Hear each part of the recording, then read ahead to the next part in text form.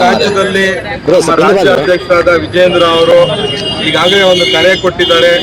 ಧರ್ಮಸ್ಥಳಕ್ಕಾಗಿ ಧರ್ಮಯುದ್ಧ ಅದರ ಶೀರ್ಷಿಕೆ ಅಡಿಯಲ್ಲಿ ಇವತ್ತು ನಮ್ಮ ಬ್ಯಾಟರಾಯನಪುರ ವಿಧಾನಸಭಾ ಕ್ಷೇತ್ರದಲ್ಲಿ ತಮ್ಮೇಶ್ ಗೌಡರ ನೇತೃತ್ವದಲ್ಲಿ ಸುಮಾರು 500ರಿಂದ 1000 ಕಾರಲ್ಲಿ ಇವತ್ತು ಧರ್ಮಸ್ಥಳಕ್ಕೆ ತೆರಳುತ್ತಾ ಇದ್ದಾರೆ.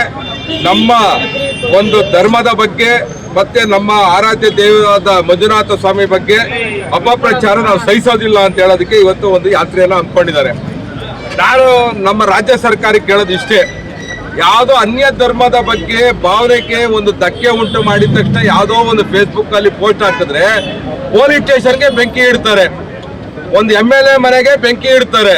ಇವತ್ತು ನಮ್ಮ ದೇವರು ನಾವೆಲ್ಲ ನಂಬಿಕೆ ಇಟ್ಟಿರೋ ಅಂತ ಮಂಜುನಾಥೇಶ್ವರ ಬಗ್ಗೆ ಫೋಟೋ ಹಾಕಿ, ಧರ್ಮಸ್ಥಳದ ಬಗ್ಗೆ ಫೋಟೋ ಹಾಕಿ ಯಾರ್ಯಾರು ಇವತ್ತು ಅಪಪ್ರಚಾರ ಮಾಡ್ತಾ ಇದ್ದಾರೆ. ಯಾಕೆ ನೀವು ಸುಮೋಟ ಕೇಸ್ ತಗೊಂಡಿಲ್ಲ?